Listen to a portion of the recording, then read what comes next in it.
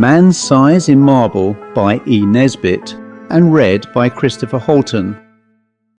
Although every word of this story is as true as despair, I do not expect people to believe it.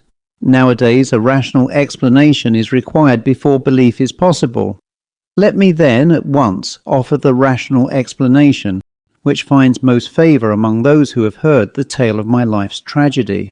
It is held that we were under a delusion, Laura and I, on that 31st of October, and that this supposition places the whole matter on a satisfactory and believable basis.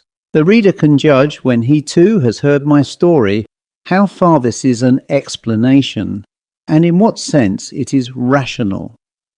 There were three who took part in this, Laura and I and another man. The other man still lives and can speak to the truth of the least credible part of my story. I never knew in my life what it was to have as much money as I required to supply the most ordinary needs of life, good colours, canvases, brushes, books and cab fares, and when we were married, we knew quite well that we should only be able to live at all by strict punctuality and attention to business. I used to paint in those days, and Laura used to write, and we felt sure we could keep the pot at least simmering. Living in town was out of the question, so we went to look for a cottage in the country, which should be at once sanitary and picturesque. So rarely do these two qualities meet in one cottage that our search was for some time quite fruitless. We tried advertisements, but most of the desirable rural residences which we did look at proved to be lacking in both essentials, and when a cottage chanced to have drains, it always had stucco as well, and was shaped like a tea caddy. And if we found a vine or rose-covered porch, corruption invariably lurked within. Our minds got so befogged by the eloquence of house agents and the rival disadvantages of the fever traps and outrages to beauty which we had seen and scorned, that I very much doubt whether either of us on our wedding morning knew the difference between a house and a haystack. But when we got away from friends and house agents on our honeymoon, our wits grew clear again, and we knew a pretty cottage when at last we saw one. It was at Brenzett, a little village set on a hill over against the southern marshes. We had gone there from the seaside village where we were staying to see the church, and 2 fields from the church we found this cottage. It stood quite by itself, about 2 miles from the village. It was a long, low building with rooms sticking out in unexpected places. There was a bit of stonework, ivy-covered and moss-grown, just 2 old rooms, all that was left of a big house that had once stood there, and round this stonework the house had grown up. Stripped of its roses and jasmine, it would have been hideous. As it stood, it was charming, and after a brief examination we took it. It was absurdly cheap. The rest of our honeymoon we spent in grubbing about in second-hand shops in the county town, picking up bits of old oak and Chippendale chairs for our furnishing. We wound up with a run up to town and a visit to Liberty's, and soon the low oak-beamed lattice-windowed rooms began to be home. There was a jolly old-fashioned garden with grass paths and no end of hollyhocks and sunflowers, and big lilies. From the window you could see the marsh pastures, and beyond them the blue thin line of the sea. We were as happy as the summer was glorious, and settled down into work sooner than we ourselves expected. I was never tired of sketching the view and the wonderful cloud effects from the open lattice, and Laura would sit at the table and write verses about them, in which I mostly played the part of foreground. We got a tall old peasant woman to do for us. Her face and figure were good, though her cooking was of the homeliest, but she understood all about gardening and told us all the old names of the coppices and cornfields, and the stories of the smugglers and highwaymen, and better still, of the things that walked, and of the sights which met one in lonely glens of a starlight night. She was a great comfort to us, because Laura hated housekeeping as much as I love folklore, and we soon came to leave all the domestic business to Mrs. Dorman, and to use her legends in little magazine stories which brought in the jingling guinea.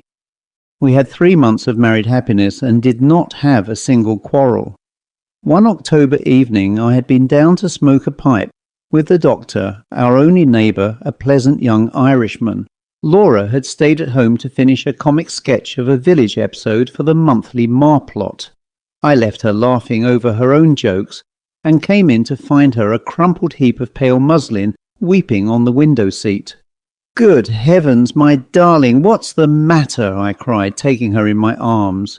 She leaned her little dark head against my shoulder and went on crying. I had never seen her cry before. We had always been so happy, you see, and I felt sure some frightful misfortune had happened.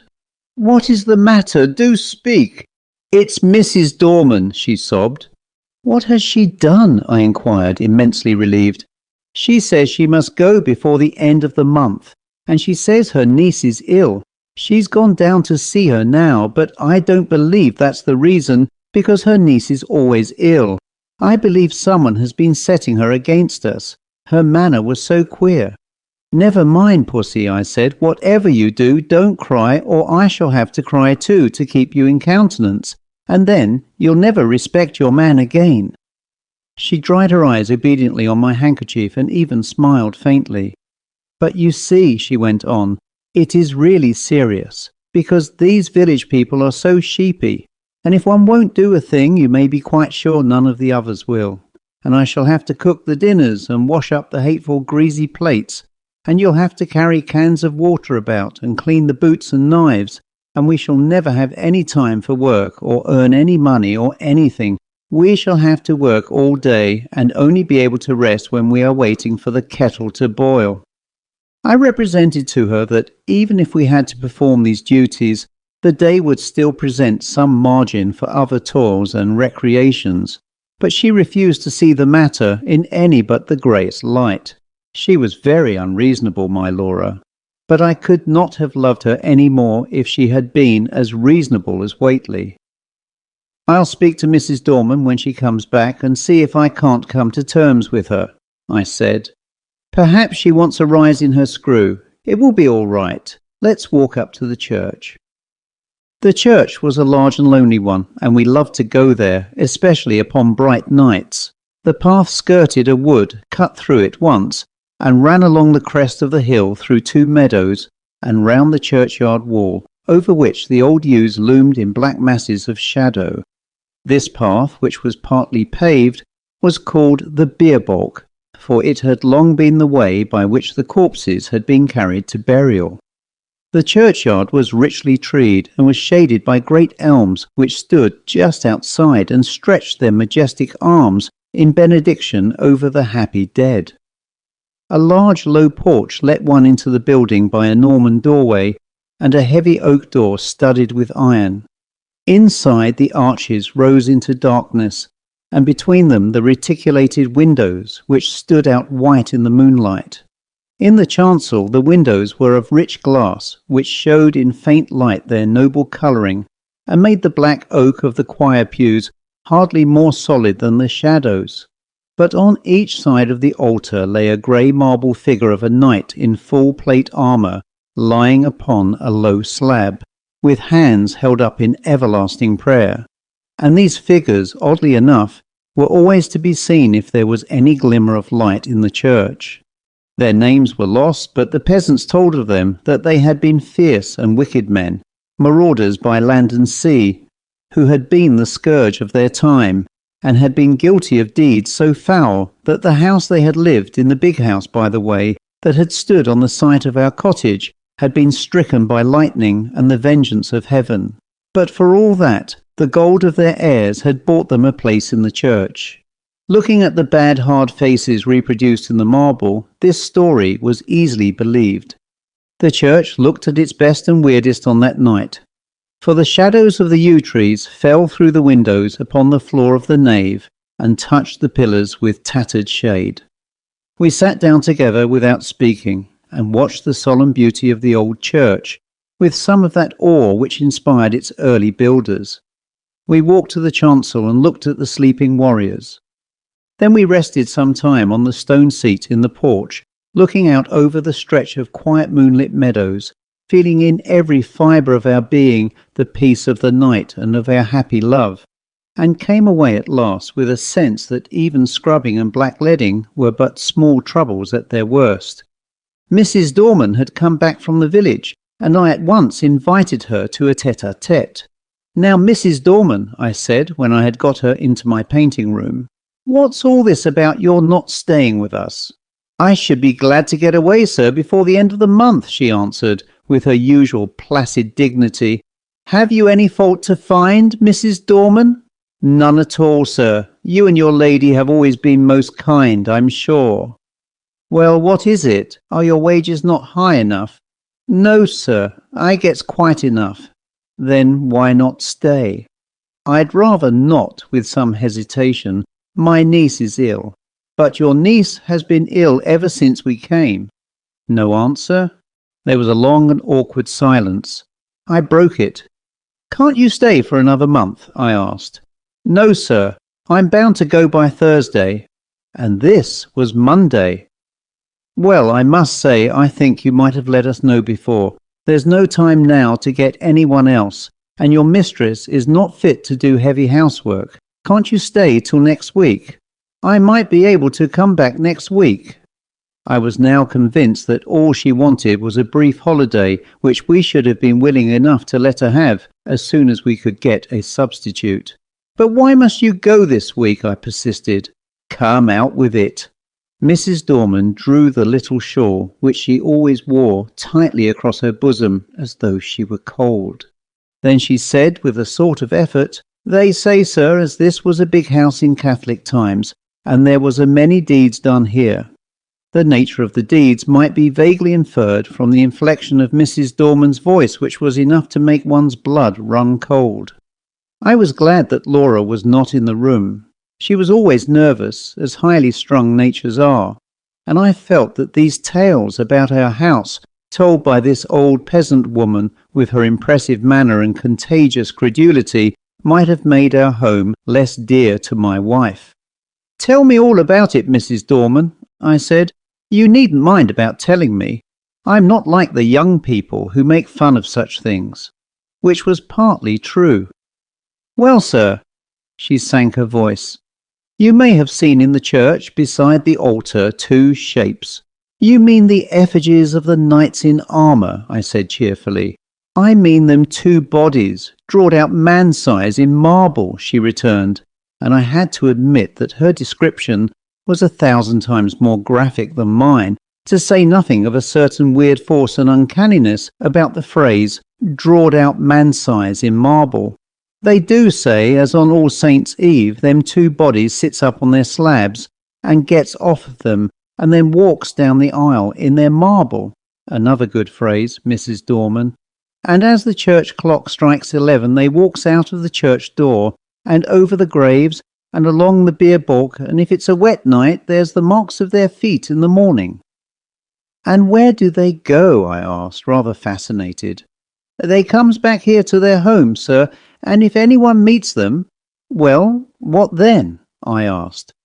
But no, not another word could I get from her, save that her niece was ill and she must go. After what I had heard, I scorned to discuss the niece, and tried to get from Mrs. Dorman more details of the legend. I could get nothing but warnings.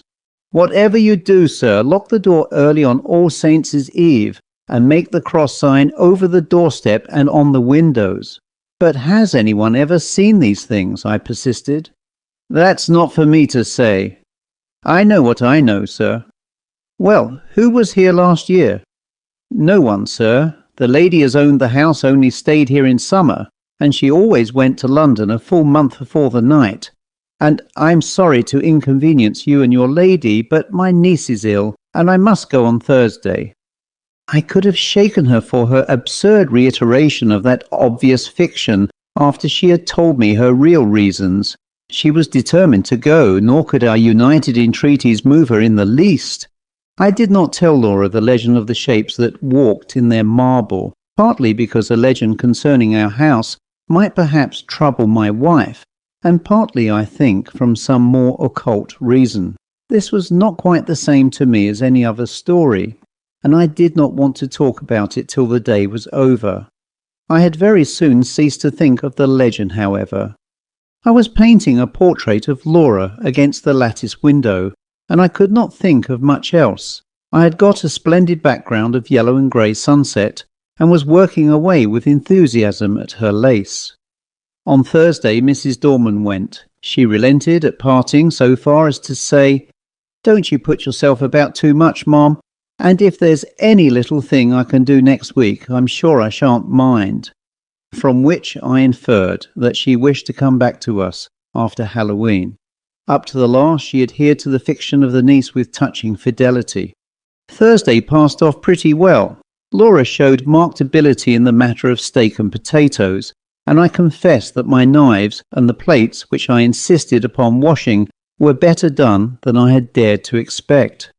Friday came. It is about what happened on that Friday that this is written. I wonder if I should have believed it, if anyone had told it to me. I will write the story of it as quickly and plainly as I can. Everything that happened on that day is burnt into my brain. I shall not forget anything nor leave anything out. I got up early, I remember, and lighted the kitchen fire, and had just achieved a smoky success when my little wife came running down, as sunny and sweet as the clear October morning itself. We prepared breakfast together and found it very good fun. The housework was soon done, and when brushes and brooms and pails were quiet again, the house was still indeed. It is wonderful what a difference one makes in a house. We really missed Mrs. Dorman, quite apart from considerations concerning pots and pans. We spent the day in dusting our books and putting them straight, and dined gaily on cold steak and coffee. Laura was, if possible, brighter and gayer and sweeter than usual, and I began to think that a little domestic toil was really good for her.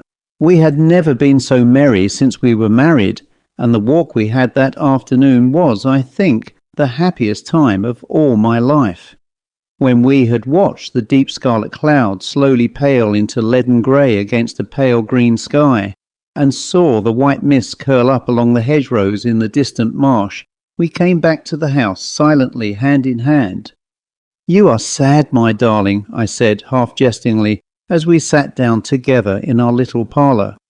I expected a disclaimer, for my own silence had been the silence of complete happiness. To my surprise, she said, "Yes, I think I am sad, or rather I am uneasy. I don't think I'm very well. I have shivered 3 or 4 times since we came in, and it is not cold, is it?" "No," I said, and hoped that it was not a chill caught from the treacherous mists that roll up from the marshes in the dying light. No, she said she did not think so. Then, after a silence, she spoke suddenly. "Do you ever have presentiments of evil?" "No," I said, smiling, "and I shouldn't believe in them if I had." "I do," she went on. "The night my father died I knew it, though he was right away in the north of Scotland." I did not answer in words. She sat looking at the fire for some time in silence, gently stroking my hand.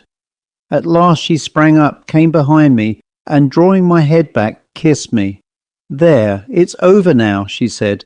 "What a baby I am! Come, light the candles and we'll have some of these new Rubinstein duets." And we spent a happy hour or 2 at the piano. At about 10:30 I began to long for the good-night pipe, but Laura looked so white that I felt it would be brutal of me to fill our sitting-room with the fumes of strong Cavendish. "I'll take my pipe outside," I said. "Let me come too." "No, sweetheart, not tonight. You're much too tired." "I shan't be long. Get to bed, or I shall have an invalid to nurse tomorrow, as well as the boots to clean." I kissed her and was turning to go when she flung her arms round my neck and held me as if she would never let me go again. I stroked her hair. "Come, pussy, you're overtired. The housework has been too much for you." She loosened her clasp a little and drew a deep breath. "No, we've been very happy today, Jack, haven't we? Don't stay out too long." "I won't, my dearie." I strolled out of the front door, leaving it unlatched. What a night it was! The jagged masses of heavy dark cloud were rolling at intervals from horizon to horizon, and thin white wreaths covered the stars. Through all the rush of the cloud river the moon swam, breast in the waves and disappearing again in the darkness. When now and again her light reached the woodlands, they seemed to be slowly and noiselessly waving in time to the swing of the clouds above them. There was a strange grey light over all the earth. The fields had that shadowy bloom over them which only comes from the marriage of dew and moonshine, or frost and starlight. I walked up and down, drinking in the beauty of the quiet earth and the changing sky. The night was absolutely silent. Nothing seemed to be abroad. There was no scurrying of rabbits or twitter of the half-asleep birds, and though the clouds went sailing across the sky, the wind that drove them never came low enough to rustle the dead leaves in the woodland paths.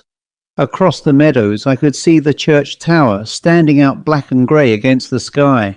I walked there thinking over our 3 months of happiness, and of my wife, her dear eyes, her loving ways.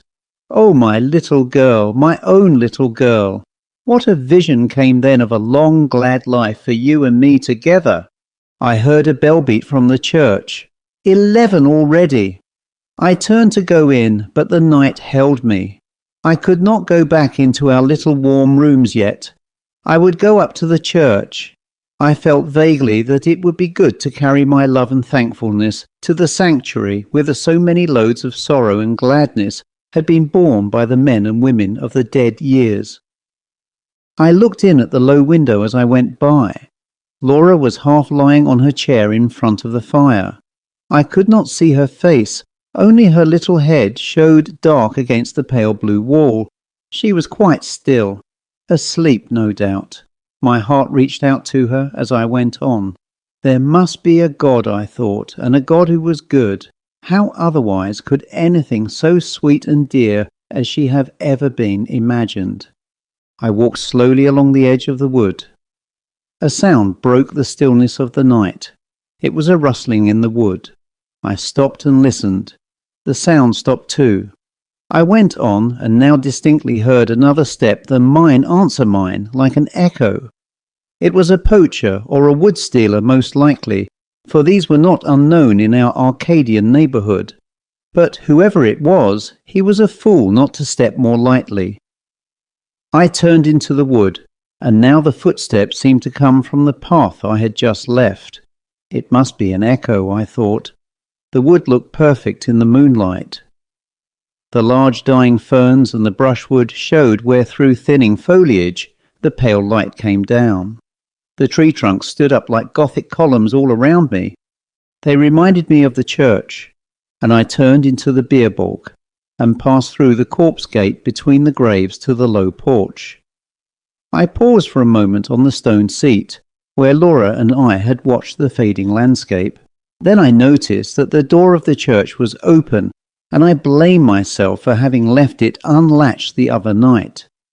We were the only people who ever cared to come to the church, except on Sundays, and I was vexed to think that through our carelessness the damp autumn airs had had a chance of getting in and injuring the old fabric. I went in. It will seem strange, perhaps, that I should have gone halfway up the aisle before I remembered with a sudden chill, followed by as sudden a rush of self-contempt, that this was the very day and hour when, according to tradition, the shapes drawed out man-size in marble began to walk. Having thus remembered the legend, and remembered it with a shiver of which I was ashamed, I could not do otherwise than walk up towards the altar, just to look at the figures as I said to myself. Really, what I wanted was to assure myself first that I did not believe the legend, and secondly that it was not true. I was rather glad that I had come.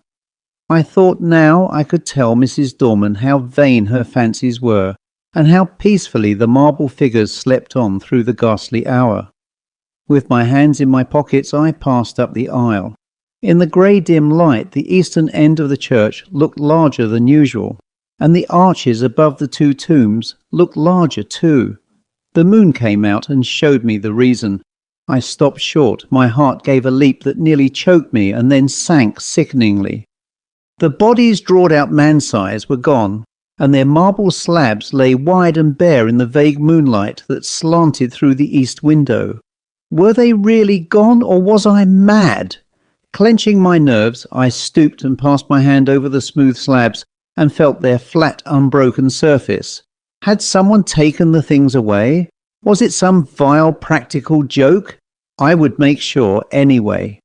In an instant, I had made a torch of a newspaper, which happened to be in my pocket, and lighting it held it high above my head.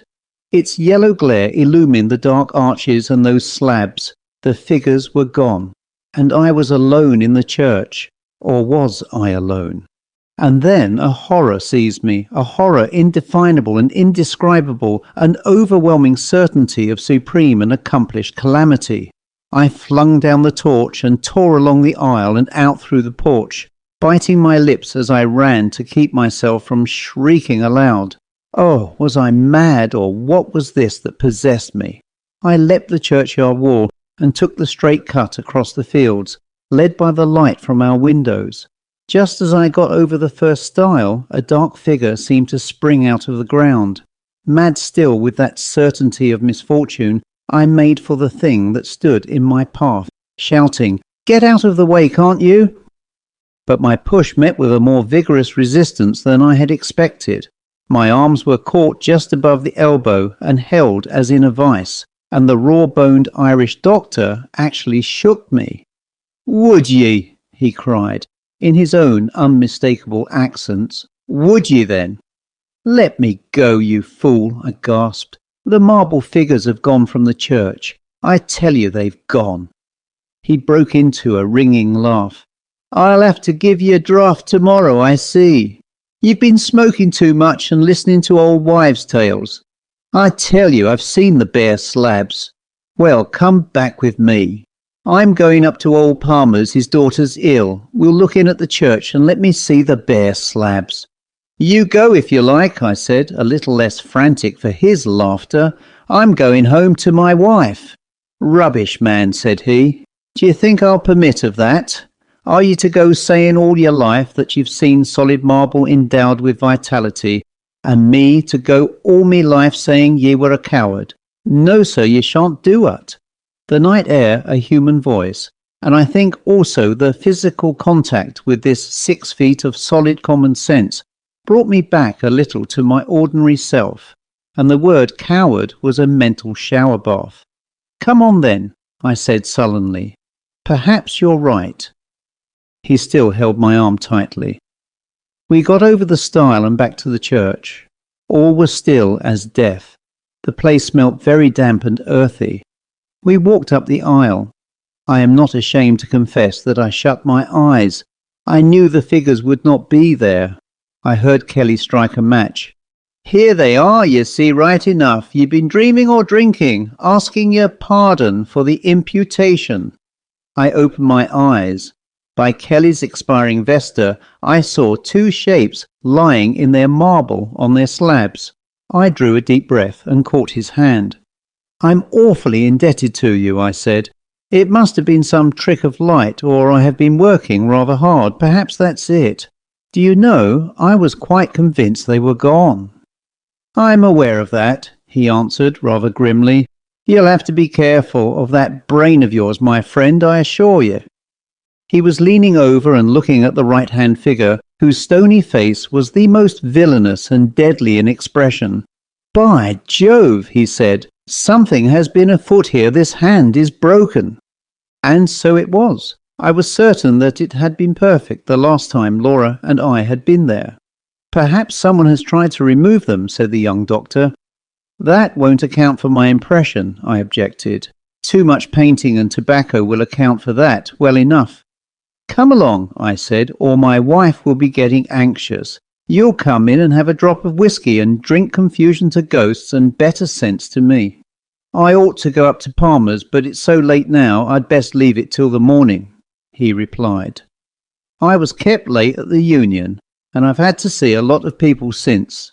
All right, I'll come back with you."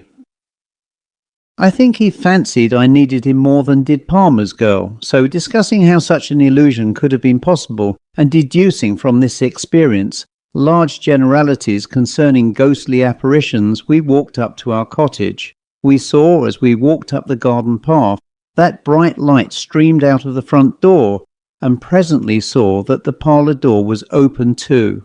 Had she gone out? "Come in," I said, and Dr. Kelly followed me into the parlour. It was all ablaze with candles, not only the wax ones, but at least a dozen guttering, glaring tallow dips, stuck in vases and ornaments in unlikely places. Light, I knew, was Laura's remedy for nervousness. Poor child, why had I left her? Brute that I was. We glanced round the room, and at first we did not see her. The window was open, and the draught set all the candles flaring one way. Her chair was empty, and her handkerchief and book lay on the floor. I turned to the window. There, in the recess of the window, I saw her. Oh, my child, my love, had she gone to that window to watch for me? And what had come into the room behind her? To what had she turned with that look of frantic fear and horror? Oh, my little one, had she thought that it was I whose step she heard, and turned to meet what? She had fallen back across a table in the window, and her body lay half on it and half on the window seat, and her head hung down over the table, the brown hair loosened and fallen to the carpet. Her lips were drawn back, and her eyes wide, wide open. They saw nothing now. What had they seen last? The doctor moved towards her, but I pushed him aside and sprang to her, caught her in my arms and cried, "It's all right, Laura. I've got you safe, wifey."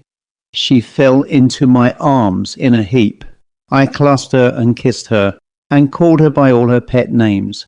But I think I knew all the time that she was dead. Her hands were tightly clenched. In one of them she held something fast. When I was quite sure that she was dead, and that nothing mattered at all any more, I let him open her hand to see what she held. It was a grey marble finger. The end.